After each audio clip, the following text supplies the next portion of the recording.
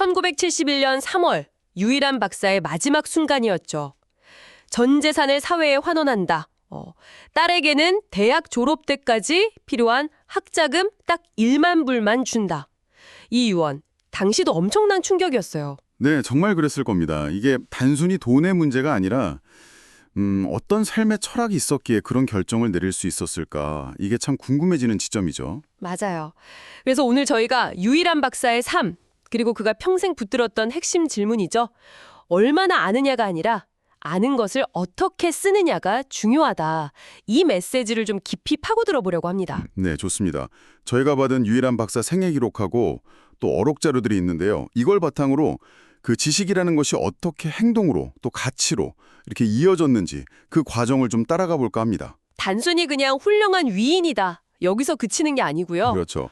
그분의 선택 하나하나가 오늘을 사는 우리, 또 이 방송을 듣고 계신 당신에게 어떤 의미를 던질 수 있을지, 아는 것을 실행하는 힘, 여기에 대한 통찰을 좀 함께 찾아보는 시간이 되었으면 합니다. 좋습니다. 그럼 그 여정의 시작, 9살 때죠. 어린 나이에 홀로 태평양을 건넜다는 거. 보통은 저거 고생길인데 걱정부터 했을 텐데 어른 유이라는 달랐다고요? 네, 이 경험이 나를 강하게 만들 거다, 이렇게 생각했다는 거예요. 고생을 고통으로 본 게 아니라 뭐랄까 자본으로 인식한 거죠. 시작부터 좀 남달랐던 것 같아요. 그 네브래스카 농장 생활도 유명하잖아요. 새벽 4시부터 밤 10시까지 일했다는. 이것도 같은 맥락이겠네요? 그렇죠. 이것도 그냥 힘든 노동이 아니라 나를 단련시키는 자본이다. 일부러 좀 어려운 길을 택하고 그 안에서 경험을 쌓는 것 자체를 중요하게 여긴 거죠. 이게 바로 배운 것을 머리로만 알지 말고 몸으로 직접 부딪혀 경험하라. 그게 첫 번째 실행 원칙이 되는 겁니다. 그는 고생을 예찬하는 게 아니고요. 경험의 가치를 정말 일찍 깨달은 거죠. 경험에서 배우는 것의 가치. 이게 대학 시절에도 이어졌겠네요. 미시간 대학에서 경영학을 공부했는데 오히려 이론보다는 현실, 그러니까 아르바이트나 농장 일에서 더 중요한 걸 배웠다고 하던데요. 맞습니다. 교실 밖 현실에서 어떻게 보면 3가지 핵심을 배운 셈인데요. 첫째는 이론보다 중요한 건 진심이다. 그러니까 성실함, 정직함 이런 거요. 진심이요? 네. 둘째는 돈보다 훨씬 중요한 자산은 신용이다. 약속을 지키는 것. 이게 결국 더 큰 기회를 가져온다는 걸 몸으로 배운 거죠. 신용. 그리고 마지막, 이게 어쩌면 가장 중요한데 아무리 좋은 지식이라도 실행하지 않으면 아무 소용이 없다는 깨달음. 지식은 행동으로 옮겨질 때 비로소 완성된다. 이런 생각을 하게 된 겁니다. 와, 정직은 나의 가장 큰 자본이다. 이 말이 그냥 나온 게 아니었군요.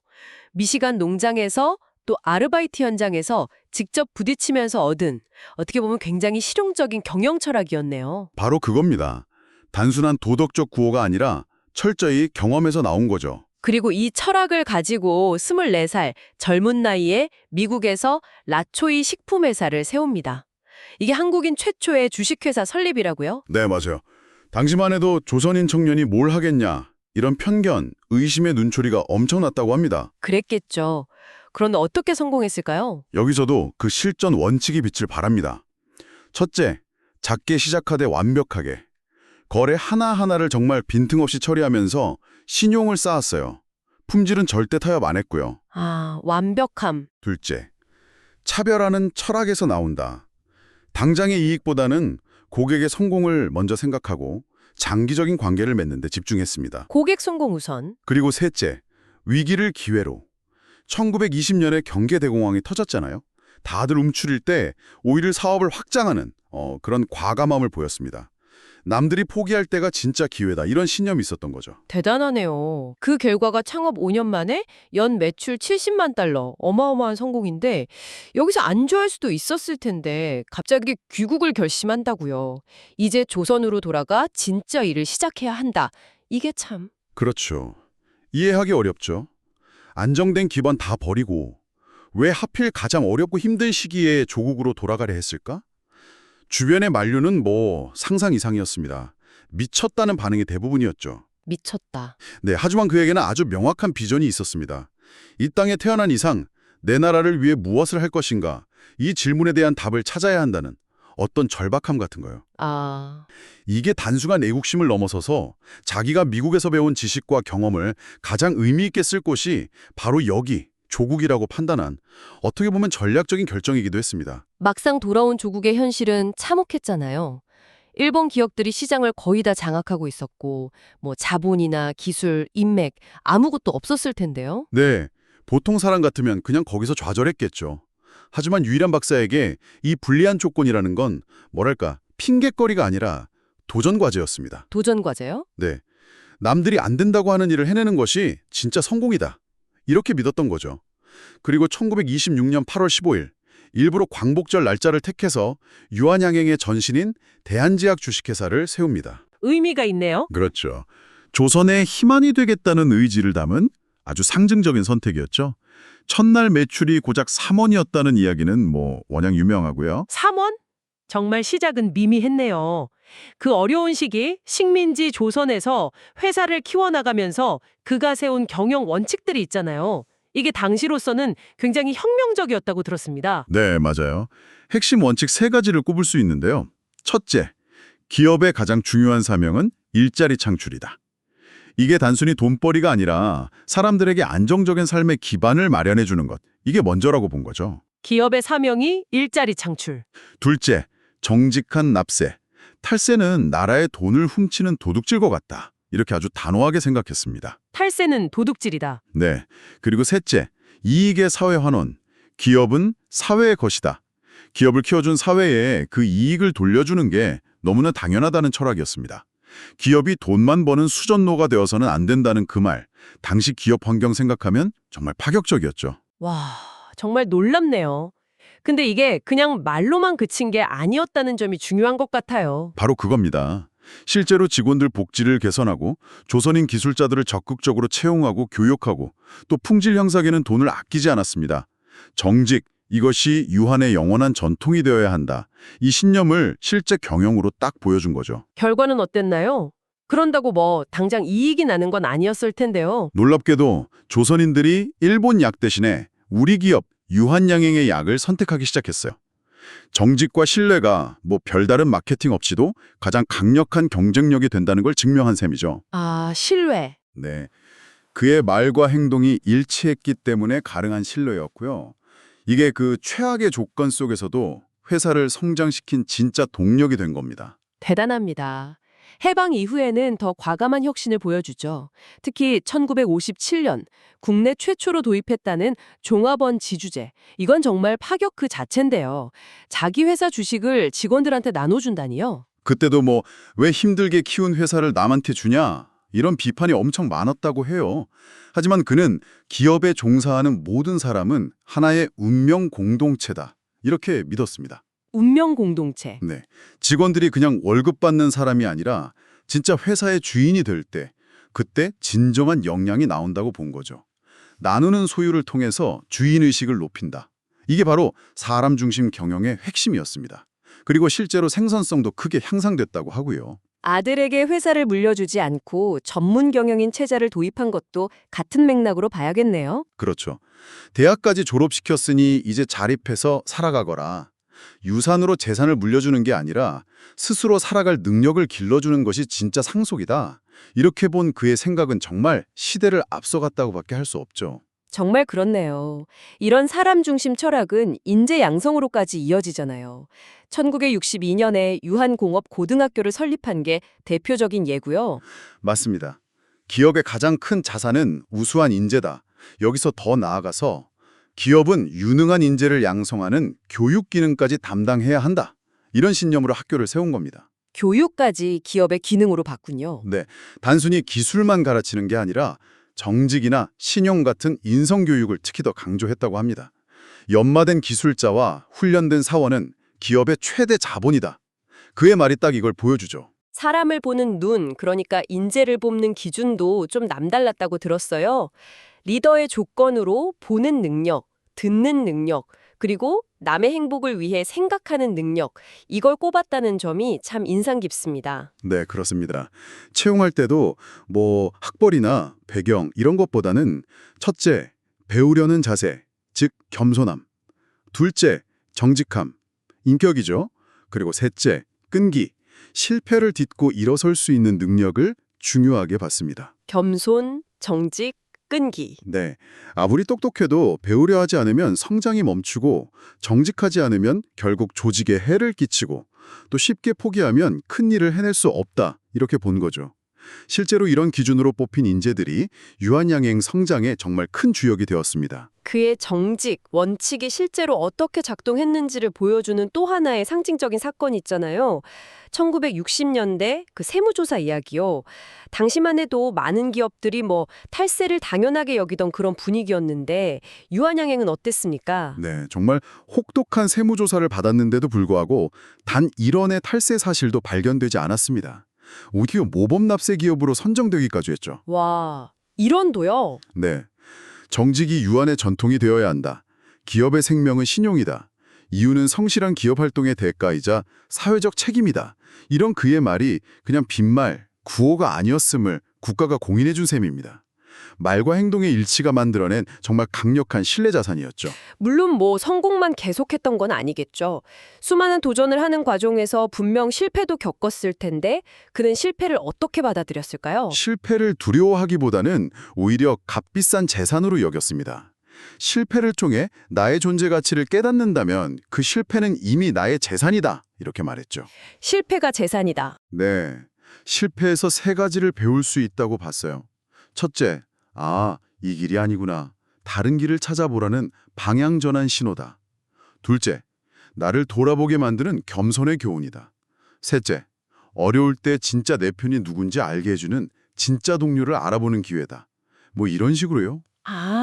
실패해서 배우고 그걸 딛고 다시 일어서는 과정 자체를 성장의 동력으로 삼은 겁니다. 실패마저도 성장의 자본으로 삼는 태도? 이것이야말로 그의 실행력의 또 다른 모습이 아닌가 싶네요. 맞습니다. 그런 경험들을 바탕으로 기업의 이익을 이제 본격적으로 사회와 나누기 시작한 거죠. 장학금이나 의료 지원, 교육 투자 같은 형태로요. 기업은 사회의 것이다. 이 철학을 실천한 거군요. 그렇죠. 기업이 결국 사회라는 생태계 안에서 성장하는 거니까 그 생태계를 건강하게 만드는 데 기여하는 것이 당연하다. 그리고 그게 결국은 기업의 지속 가능성을 위한 최고의 투자다. 이런 장기적인 안목이 있었던 겁니다. 사회적 책임을 비용이 아니라 미래를 위한 투자로 본 거네요. 네, 정확합니다. 그리고 마침내 1971년 죽음을 앞두고 그는 자신의 75년 철학을 집대성하는 마지막 결단을 내리게 됩니다. 죽음이 임박한 자의 손에는 한 푼의 돈도 쥐어져 있지 않다. 이런 깨달음과 함께 전 재산, 사회 환원을 결심하죠. 네, 맞습니다. 돈이나 명예 같은 건 결국 가져갈 수 없지만 가장 값진 것은 사회를 위해 남기는 그 무엇이다. 이런 확신에 도달하게 된 거죠.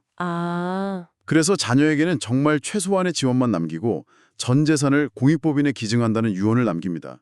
물론 가족들의 충격이나 반발도 상당했다고 해요. 하지만 75년간 몸으로 부딪혀가며 체득한 삶의 진리에 대한 그의 확신은 흔들리지 않았습니다. 그가 진짜 남기고 싶었던 유산은 돈 그 자체가 아니라 자기 힘으로 무언가를 해내는 사람만이 자기 삶의 진짜 주인이다.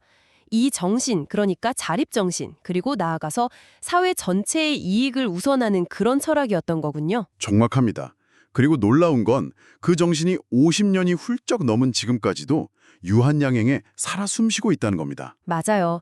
창업주 가문이 3대째 경영에 전혀 참여하지 않고 전문 경영인 체제를 유지하면서 사회 공헌에 힘쓰는 모습은 정말 세계적으로도 거의 찾아보기 힘든 사례잖아요. 그렇죠. 시간을 이기는 성공 모델을 보여주고 있는 셈입니다. 자, 유일한 박사의 삶을 쭉 따라와 보니 우리가 얻는 가장 강력하고 분명한 메시지는 결국 이거인 것 같습니다. 아는 것보다 실행하는 것이 중요하다는 것.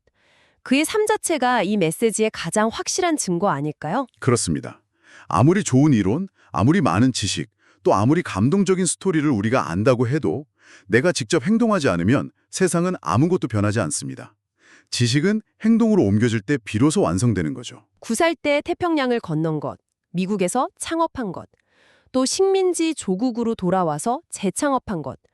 모든 순간에 그는 두려움이나 실패 가능성보다 훨씬 더 강한 실행 의지를 보여줬어요. 네, 그 용기, 집념이 대단했던 거죠. 그럼 그의 실행력을 우리 삶에 좀 적용해 볼 방법은 없을까요? 그가 제시한 방법론 같은 게 있을까요? 네, 있습니다. 아주 구체적인데요.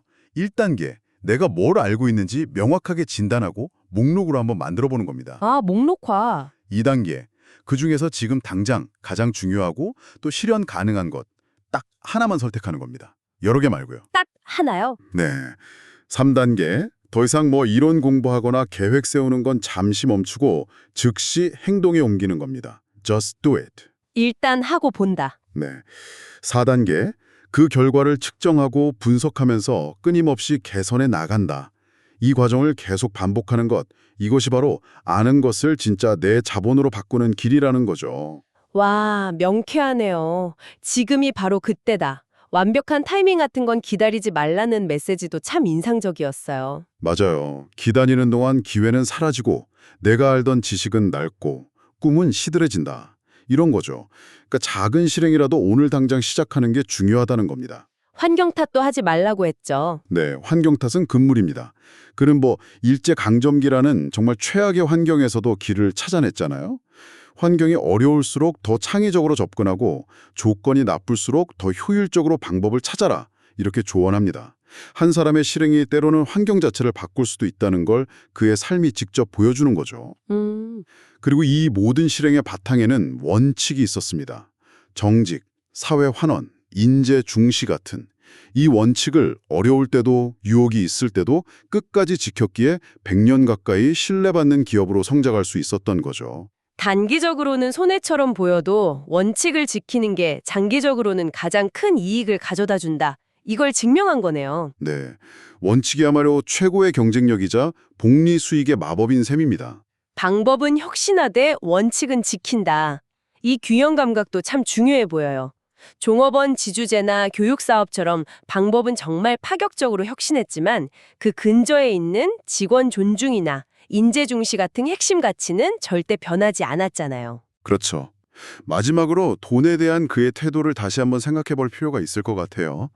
부자가 되려 하지 말고 가치를 만드는 사람이 되어라. 가치를 만드는 사람. 네, 돈은 목적이 아니라 가치를 창출한 결과 따라오는 것이라는 거죠. 그리고 심지어 그렇게 번 돈마저 결국 사회와 나누려고 했던 그의 삶은 오늘날 우리에게 진정한 부란 과연 무엇인지 아주 깊은 질문을 던져줍니다. 유일한 박사의 75년. 그의 삶이 우리에게 남긴 교훈은 정말 명확합니다. 인생은 내가 얼마나 많이 아느냐가 아니라 내가 아는 것을 얼마나 실행했느냐, 그 총합으로 가치가 매겨진다는 사실입니다. 그의 말은 어쩌면 시간 속에 희미해졌을지 몰라도 그의 행동은 시대를 넘어 여전히 우리에게 큰 영감을 주고 있습니다. 네, 지금 이 순간 당신이 가진 지식, 머릿속에 품고 있는 아이디어, 혹은 서랍 속에 넣어둔 계획들, 이 모든 것이 어쩌면 당신의 실행을 간절히 기다리고 있을지 모릅니다. 완벽한 순간은 영원히 오지 않을 수도 있어요. 지금 바로 아주 작은 것이라도 한번 시작해보시면 어떨까요? 오늘 탐구를 마무리하면서 마지막으로 여러분께 생각해볼 질문 하나를 남기겠습니다. 그토록 많은 것을 이루고 평생 실행을 강조했던 유일한 박사조차 죽음을 앞두고는 자신을 평범하고 부족한 점 많은 인간이라고 회고했습니다. 아는 것을 실천하는 과정이라는 게 어쩌면 단순히 시작하는 것을 넘어 평생에 걸쳐 계속되는 끊임없는 자기 성찰과 노력의 여정임을 보여주는 것은 아닐까요? 이 질문을 당신의 삶에 비추어 한번 곱씹어 보시는 것도 의미 있을 것 같습니다.